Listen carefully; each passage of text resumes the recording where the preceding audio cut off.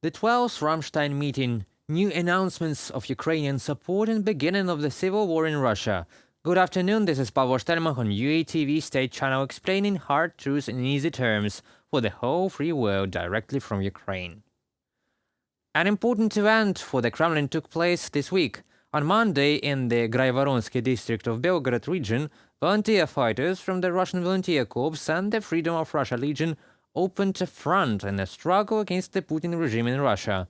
The events in Belgorod region are internal Russian processes. Some Russians are fighting against Putin's dictatorship and the Kremlin's criminal war.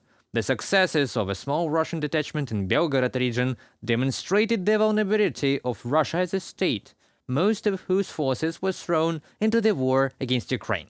Russian propaganda could not ignore such an incident on their own territory, which exacerbated panic among Russians.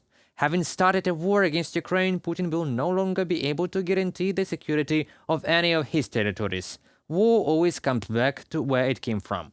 The continuation of the aggressive war by the Putin regime will lead to even greater resistance within Russia and the possible outbreak of civil war on its territory. People write our chatbot. It is clear that these could be the Federal Security Service agents, some crazy people, anyone. But people write to our chatbot. I live in the Belgorod region. You are here for the long haul. We are ready to cross the border. We are for you. You are awesome, and I only have a double-barreled shotgun at home. But I'll take it out and go to fight for you. And there are a lot of such messages. The Russian anti-Putin volunteer formation, Russian Volunteer Corps, which entered the Belgorod region of the Russian Federation, had no casualties. There are only wounded. In turn, the Legion of Freedom also reported about 2 soldiers killed and 10 soldiers wounded. Some localities of the Belgorod region were controlled by volunteer formations for a day, but the operation continues in a different format to this day. Once again, the world saw the military political leadership in the Kremlin is not ready for such manifestations of Russian resistance. They talked a lot about strengthening the borderline, spent billions on Dragon Seas, posed some kind of super surveillance, and in the end, the revolutionaries drove along the asphalted road. And the more powerful the intervention on Russian territory, the more time the Kremlin spends on making decisions. In turn, the Freedom of Russia declared that their struggle continues and they will come again.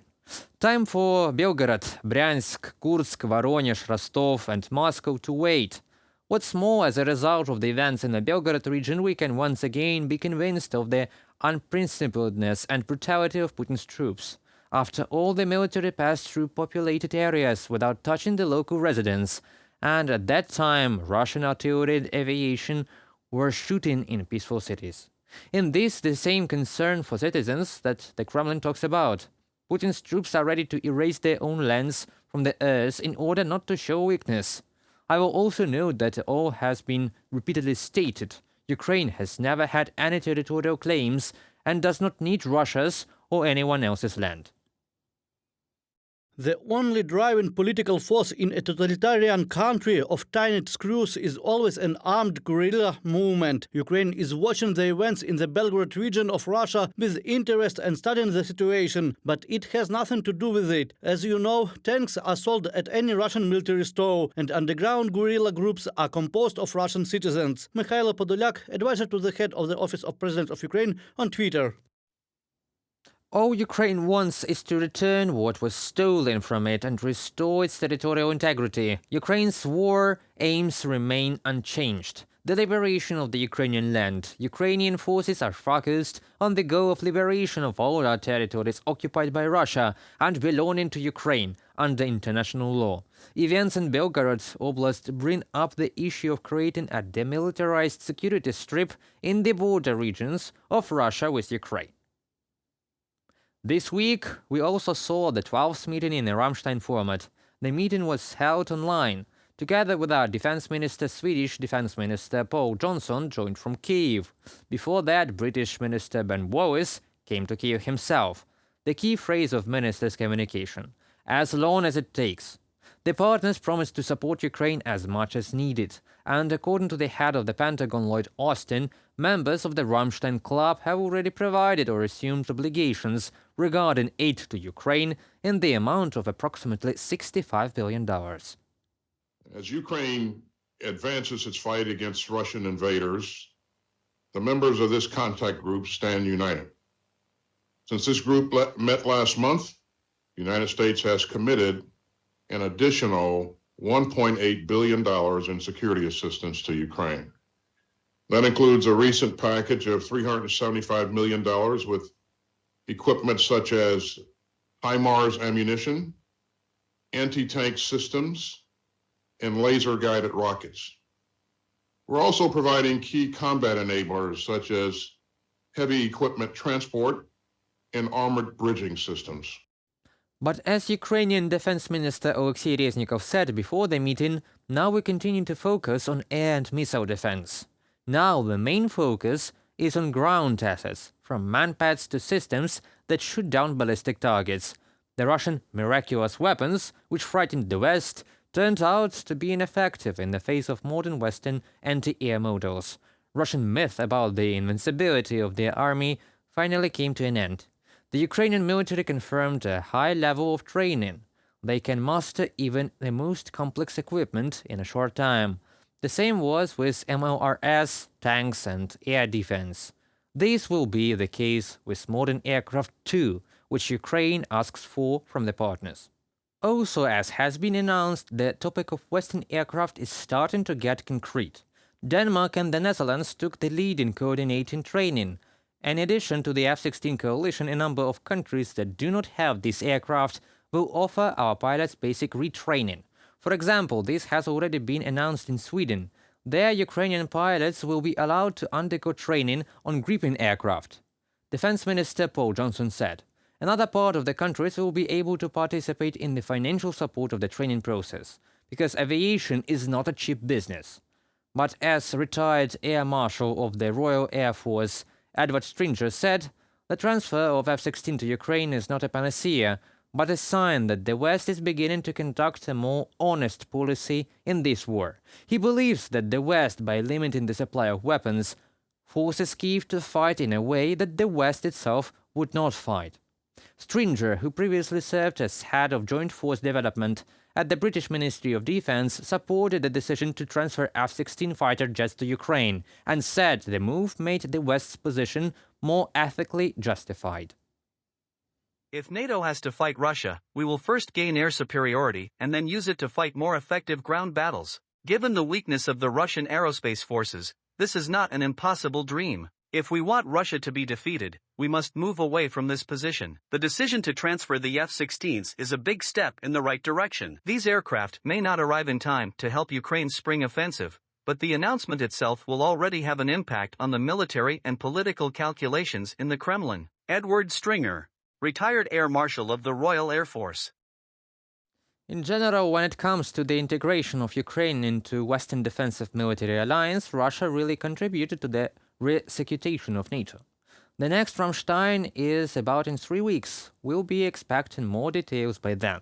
In the meantime, we and the whole world need to fend off the increasingly frequent thesis about immediate peace in exchange for the occupied territories. The Kremlin is just waiting for this. And according to the Wall Street Journal, this is now the official position of China, which was expressed by Chinese diplomat Li Hui during a trip to Europe.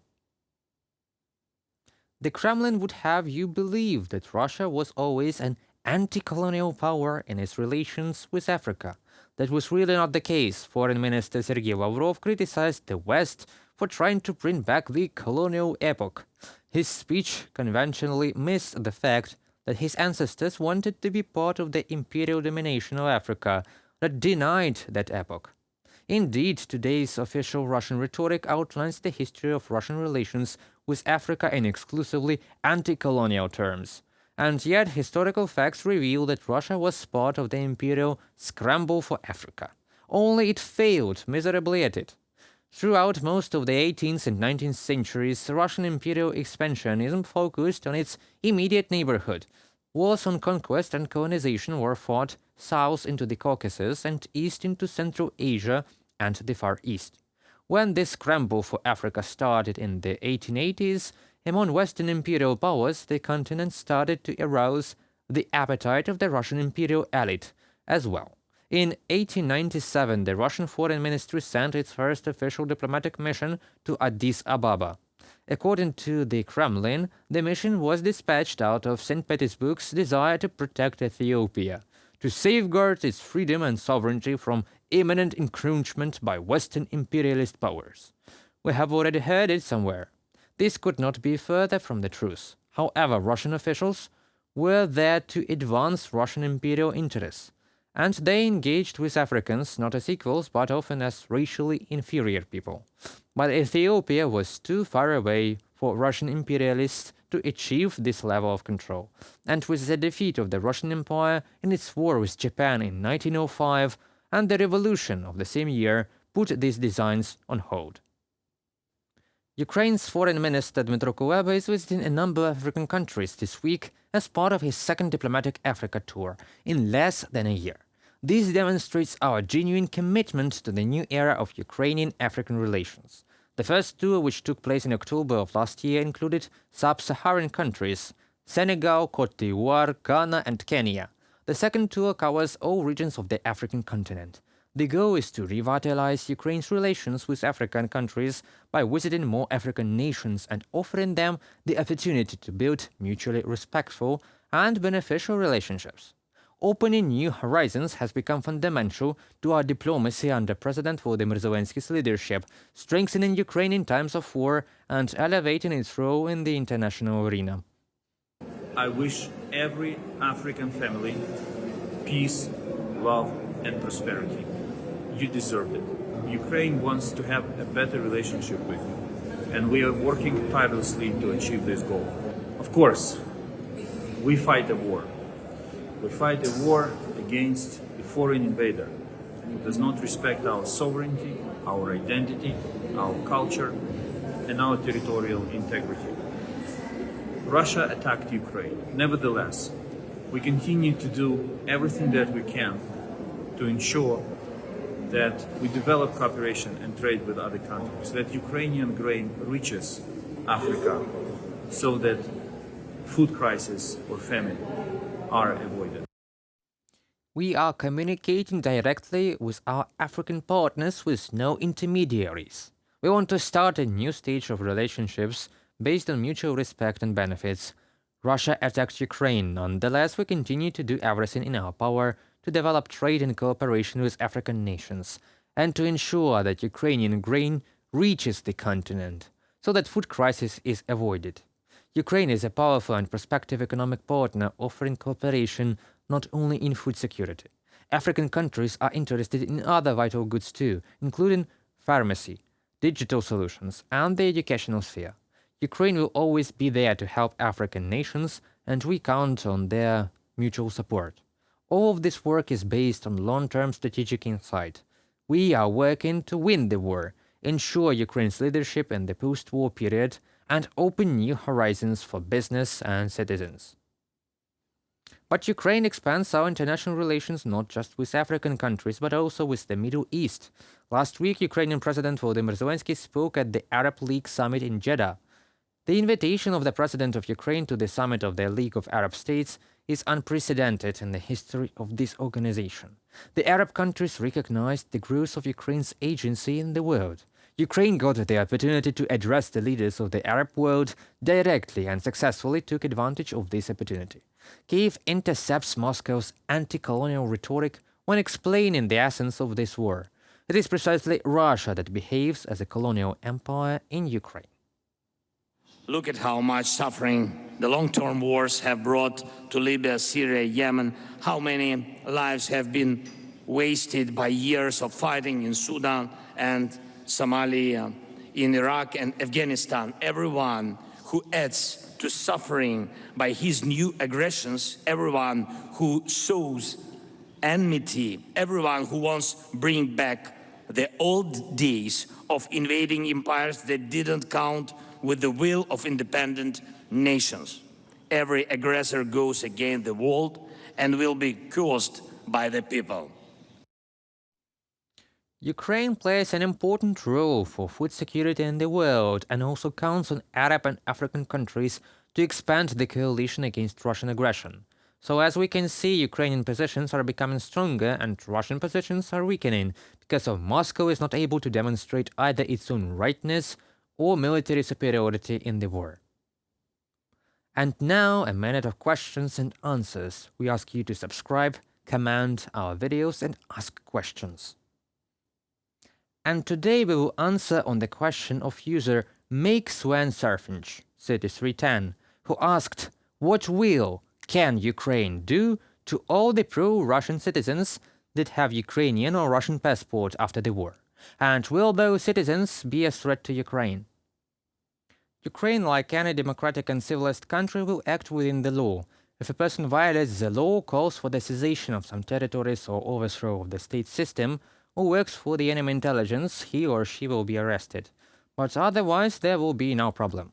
Of course, this is a state issue and our authorities will make the final decision, but it seems to me that the Baltic countries acted very well in this regard in the 1990s. Then they also faced danger from Russia, but now they are equal members of the EU and NATO, which is what we strive for. As for the danger from people with pro-Russian views, there can't be much danger from them as far as I'm concerned. After all, we are a democratic country and, believe me, anti-Russian sentiments in our country are very, very strong, and the Kremlin will have to try very hard to convince them back. It even seems to me that this will never be possible, because now we will always feel the danger from the East, if people with pro-Russian views remain in our country at all. I think we will be able to convince them, not by force but by negotiations. There are Russian supporters in the countries of the EU and NATO, but they somehow cope with them. If anything, I am now talking about Hungary, which is doing everything possible to reduce support for the West of Ukraine and make life easier for the aggressor country. And what other dangers can there be from pro-Russian citizens? If they want to hold protests, let them hold them. At least we will see all the people from whom danger should be expected. Is it possible that they will start shouting, "Putin sent in the troops"? So he has already done it. Therefore, we do not expect greater danger from these people, especially if they lose funding from the Kremlin. I doubt at all that they will be able to make any protest without Russian money. Have you seen many protests in Russia? They are sent to war to fight against unknown Ukrainian Nazis and a country where people of different nationalities, views and religions peacefully live together, and now are fighting. And believe me, we will rebuild our country in the same way, only we will defeat this enemy and make it safe for us, our children, and hopefully our grandchildren too. That's all for today and this week. Please subscribe, comment and ask your questions. The hardest of them will be answered online by our team, and subscribe to UATV English on YouTube. Stay safe and tuned for more.